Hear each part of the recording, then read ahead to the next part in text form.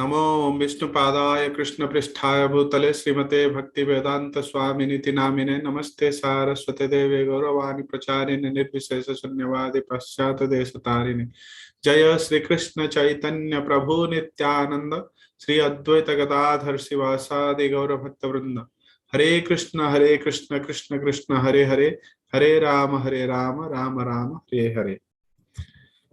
Welcome all of you to our daily Bhagavad Gita reading session. So we were reading the introduction portion. So almost 6 classes has been done in this. So yesterday we had seen that how this Prakriti is equated to the cloud, right? This is manifesting and unmanifesting, manifesting and unmanifesting. It is basically not false, it is real but temporary. And we had seen the difference between Jiva and Ishvara.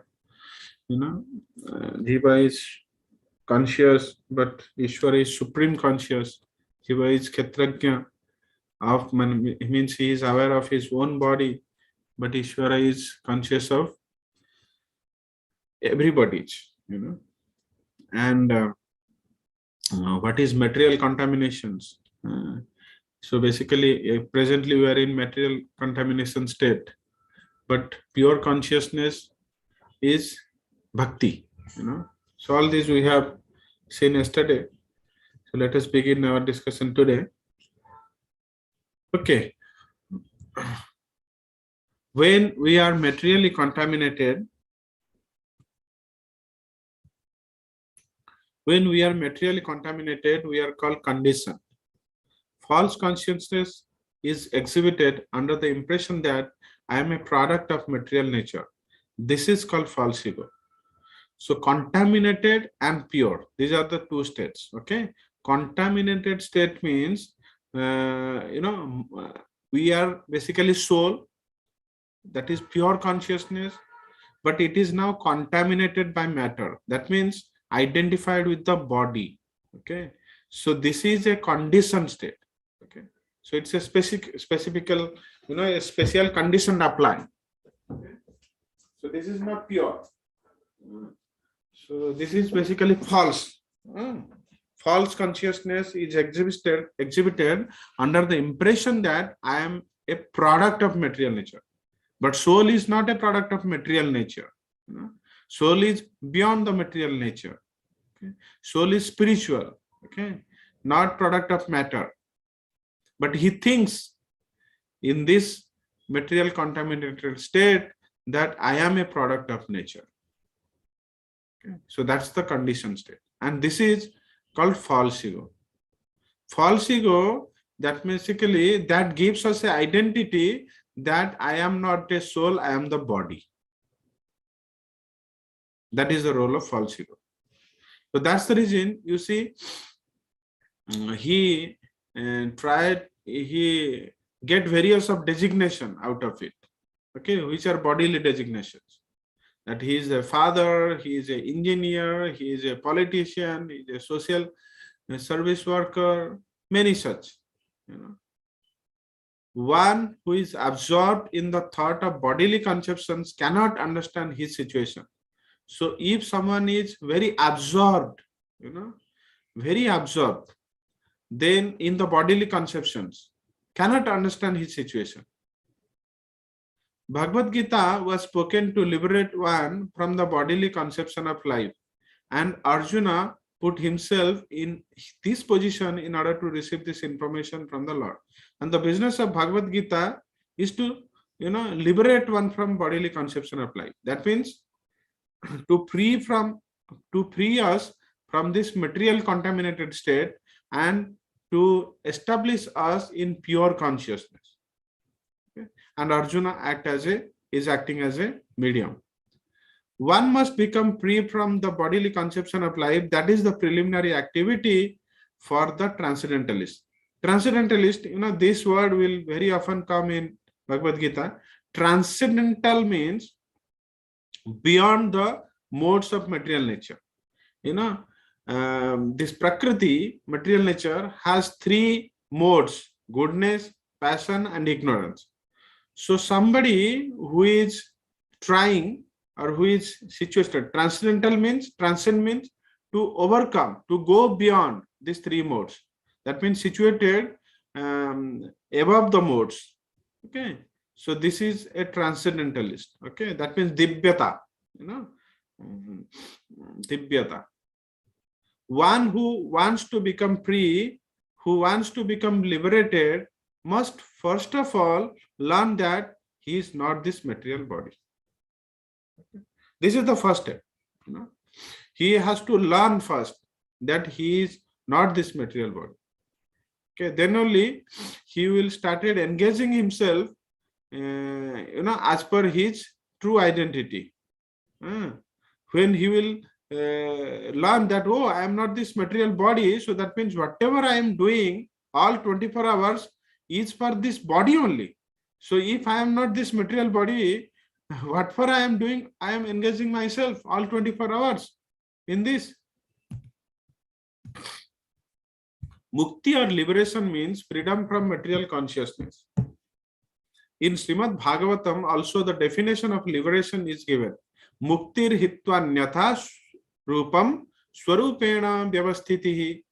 Muktir hitva nyatha rupam swarupena vyavasthitihi. That means anyatha rupam, any other rupa. Okay. Hitva means without any other rupa, swarupena vyavasthiti. Swarupa we have already studied. Swarupa means Jivera Swarupa hai Nitya Krishna Das. Eternal. We are the eternal servant of the Supreme Lord. Mukti means liberation from the contaminated consciousness of this material world and situated in pure consciousness. Pure consciousness is this Krishna consciousness. Okay. Jivera Swarupa hai Nitya Krishna Das.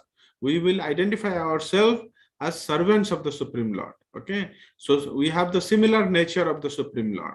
Okay. All the instructions of Bhagavad Gita are intended to awaken this pure consciousness.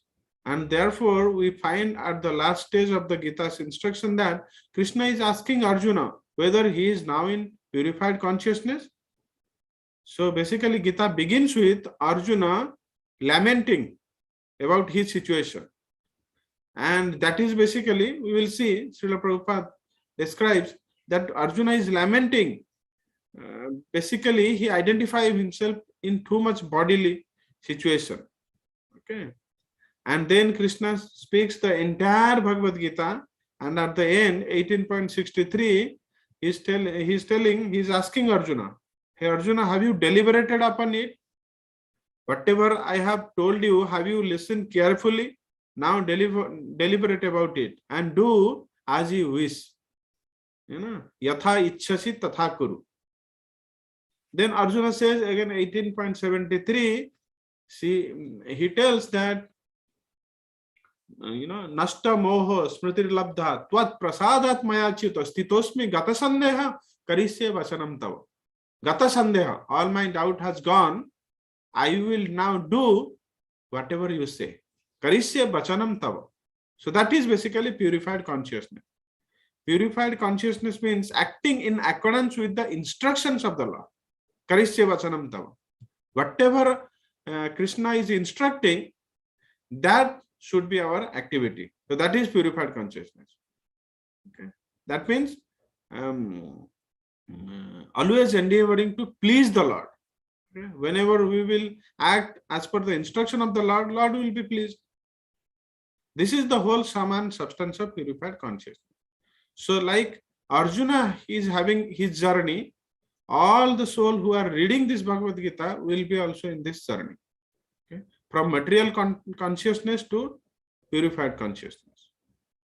For that, Bhagavad Gita will be, the instructions of Bhagavad Gita are intended for that purpose only, to awaken this pure consciousness. So that means this pure consciousness is already there. We all are pure consciousness only, but the material coverings are there. So we have to dissolve this material covering. Okay. For that, the knowledge of the Bhagavad Gita will be useful. And for that very purpose only, this has been spoken. This is not for Arjuna. This is for all of us. Arjuna is just being a medium. Consciousness is already there because we are part and parcel of the Lord.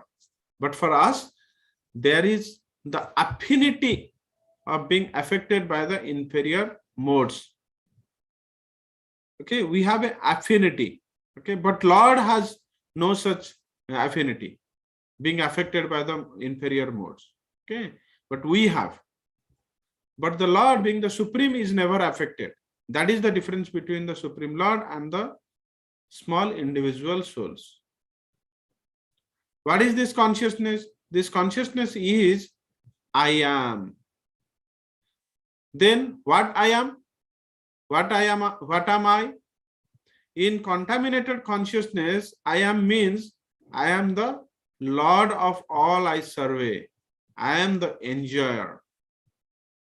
The world revolves because every living being thinks that he is the Lord and creator of the material world. So this is the conception of aham and mameti, me and mine, my way or highway. So this is this consciousness is contaminated consciousness. So you see that most of the people around us having this conception only, too much self-centered, or extended self-centered. Okay, so in their own movie, they are the heroes, and you see in a movie the hero is the center point. Everybody is serving him only. In the similar way, in our own movie, we have titled ourselves as hero, okay, Nayak, and then everybody has to serve us. So wherever we will see that, oh, he is not serving, he is a villain. Or forget about serving, okay, if he is also becoming some obstacle, to achieve our goal, then he is a villain. So that means this consciousness is contaminated consciousness, ahang and mameti. Why it is arising? Because to lord of all I survey. So that means to lord over the material nature and to enjoy. Okay, I am the enjoyer and I am the lord of all I survey. So this mentality gives rise to this. Material consciousness has two psychic divisions.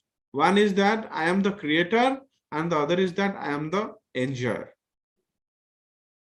But actually, the Supreme Lord is both the creator and the enjoyer and the living entity. Being part and parcel of the Supreme Lord, is neither the creator nor the enjoyer but a cooperator. You see, what does it mean by creator? Okay, that means whatever we, at presently, you might think, oh, this house is prepared by me, or these kids are raised by me. You see in the company, oh, I built such a wonderful departments. You see, I brought this supplier into the company. You see, I developed this product. You see, oh, I have basically established this business. These are my customers, and these are my set of peoples. All these kind of, that means as if, he is taking all the credit of that, whatever has been done. He thinks himself that he has created, these things.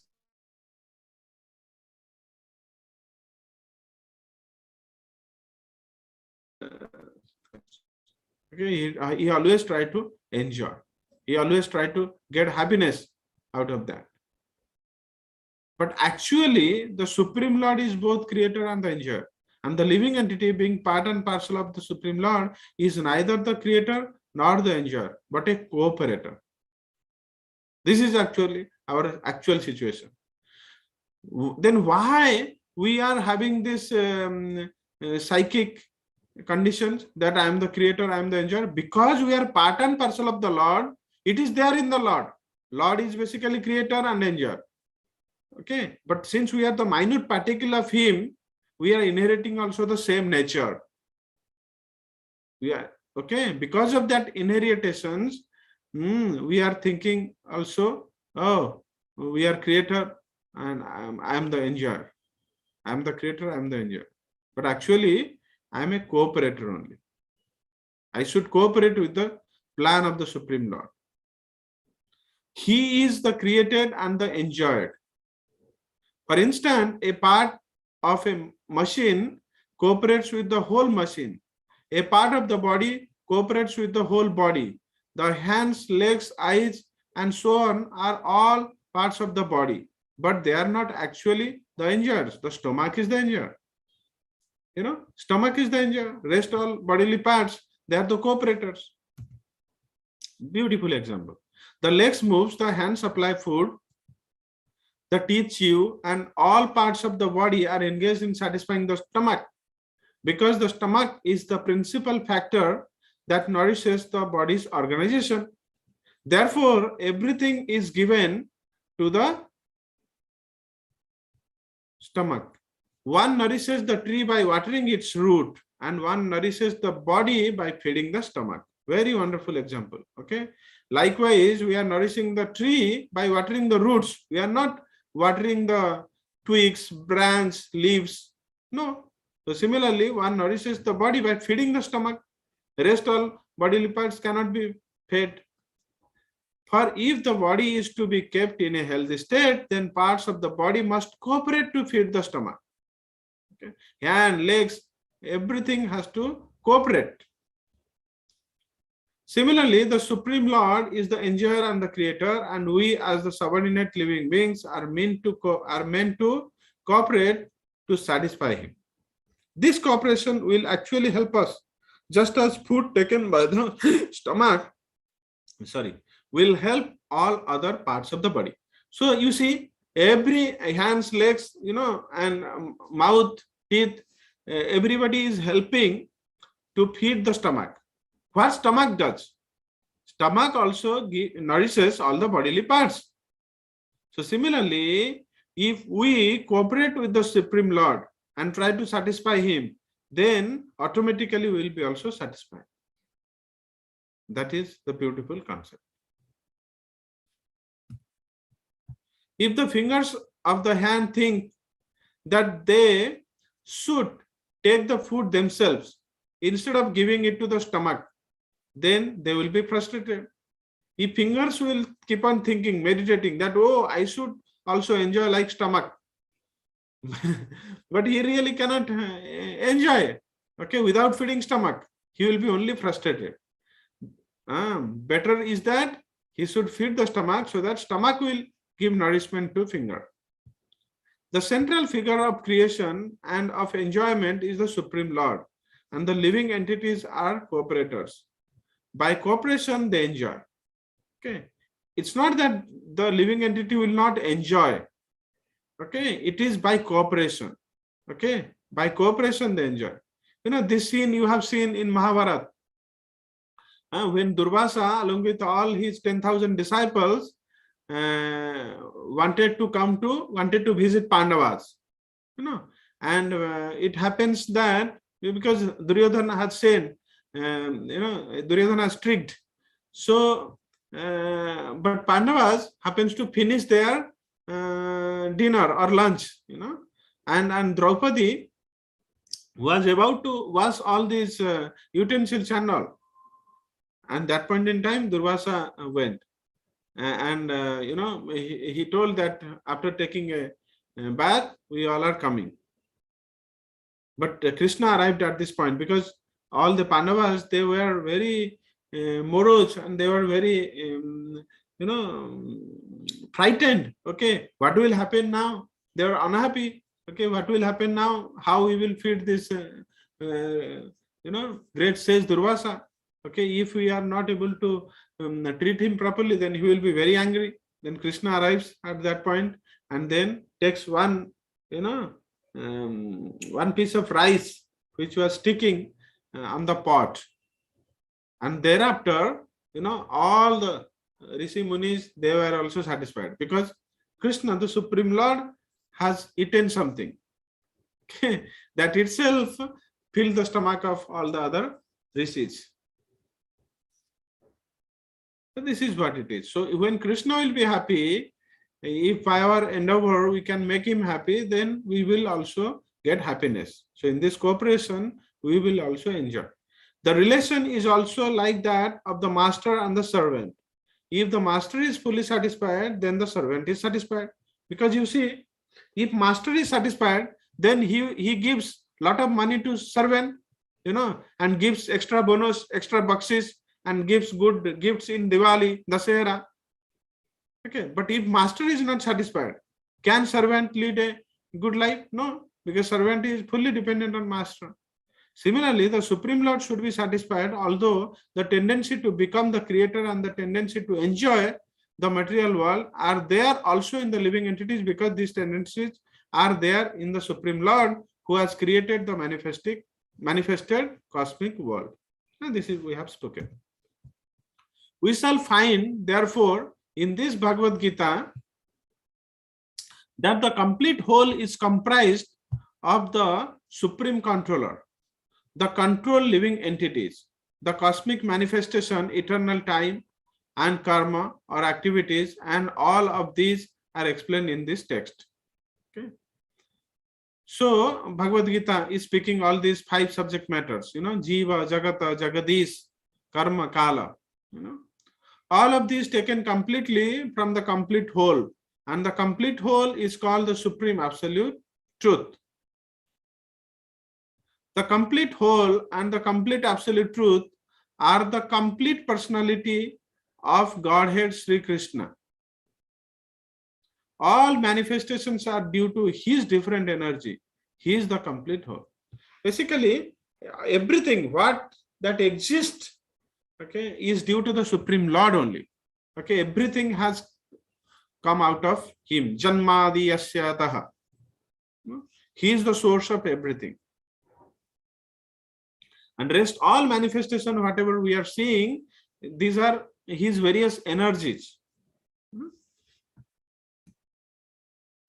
It is also explained in the Bhagavad Gita that impersonal Brahman is also subordinate to the complete Supreme Person. Okay, Krishna is a Supreme Person. Okay, the impersonal Brahman, the Brahma Jyoti, this is also subordinate to him. Okay, Brahmanohi Pratishtaham. Okay, this Brahman is nothing but the Brahma Jyoti, bodily effulgence. Okay, these are coming out of Krishna's body. Brahman is more explicitly explained in the Brahma Sutra to be like the rays of the sunshine. The impersonal Brahman means no personality, only a ray of light. The impersonal Brahman is the shining rays of the Supreme Personality of Godhead. So it is coming out of his body. Brahmano hi pratishtaham. Krishna says, I am the source of Brahman. These are my bodily effulgences. Impersonal Brahman is incomplete realization of the absolute whole, and so also is the conception of Paramatma. In the 15th chapter, it shall be seen that the Supreme Personality of Godhead, Purushottama, is ever both impersonal Brahman and the partial realization of Paramatma. This we have discussed already to a greater detail, that how come Bhagavan is the highest realization, Bhagavan or Purushottama, personal realization, that is the highest realization, because in that realization we can exchange relationship, we can exchange rasa. But in impersonal Brahman state, that's also a true realization, but it's not complete, it's incomplete, and then little higher realization is Paramatma, and we have given this example of train, train from a distance, we will see that it's the only source of light, so that is Brahman. Okay, when it approaches, we see the structure of the train, that is Paramatma. Okay, it has a form. Okay, then in Bhagavan realization, it's not only form, it's not only light, we can get into that we can enjoy different type of food, we can converse with different passengers, we can go from one distance to one place to another. So these are experiences, okay, of Bhagavan realization. The Supreme Personality of Godhead is called Satchidananda Vigraha. The Brahma Samhita begins in this way: Ishvara Paramah Krishna Satchidananda Vigraha. Vigraha means form, so that means he is having a form of Satchit Ananda. Okay, Brahma Samhita begins with this: Ishvara Paramah Krishna. Okay, so Param Ishvara hai Krishna, very direct. Anadir Adir Govinda Sarva Karana Karanam. Sarva Karana Karanam, he is the cause of all causes. He is Adi, he is the beginning, and he has no beginning. He is Anadi, he is the beginning of everything, and he has no beginning. And he is Govinda, who gives pleasure to all, the cows and the senses. He is Krishna. Govinda, Krishna, is the cause of all causes. He is the primal cause, and he is the very form of eternity, knowledge and bliss. Eternity, knowledge and bliss means Sat, Chit or Ananda. Impersonal Brahman realization is the realization of his Sat, eternity feature. Impersonal means, okay, this realization is only Sat feature, eternity. In Brahman, what? There is no matter, it's only spiritual. Okay, so effulgences. So this is eternity feature. Paramatma realization is the realization of Sat Chit. That means it is both eternal and with knowledge. So that is the Paramatma realization. But the realization of personality of Godhead, Krishna, is realization of all the transcendental features, Sat, Chit and Ananda. Because you can exchange a relationship with him. Okay, that is eternity, knowledge and bliss. So both these three potency you can be able to experience in the complete Vigraha. Vigraha means form. Yeah, so time is up. So maybe we will end with these slides. People with less intelligence consider the supreme truth to be impersonal, but he is a transcendental person. This is confirmed in all Vedic literatures. Nityo Nityanam Chetanas Chetananam, Katha Upanishad 2.2.13. As we are all individual living beings and have our individuality, the supreme absolute truth is also in the ultimate issue a person, and realization of the personality of Godhead is realization of all of the transcendental features in his complete form. The complete whole is not formless. If he is formless, or if he is less than any other being, then he cannot be the complete whole. Okay, you see how Prabhupada ji is defining. He defines the supreme absolute truth as complete whole. But if you see, if he is formless, then how can he be complete whole? Okay, because form has to be included in him also. So he is both form and formless. His formless feature is Brahman, but that is his bodily effulgence. And he has a form that is Ishvara Paramakrishna Satchidananda Vigraha. The complete whole must have everything within our experience and beyond our experience. Otherwise, it cannot be complete. So everything what we see, like we see, we visualize, we see a form. So he has also a form. And beyond our experiences also he will be having something. So that is complete whole. Then otherwise how he will be complete? Okay. Upanishad says Nityo Nityanam Chetanas Chetananam. Okay. We are consciousness, but he is supreme consciousness. And we are Nitya. Okay. He is Nityanam. So this is what is the conclusion of our Veda. Okay, so let's end the session here. Time is up already. Hare Krishna. Thank you very much. Srila Prabhupada ki jai. Bhagavad Gita ki jai. Wonderful. Thank you for your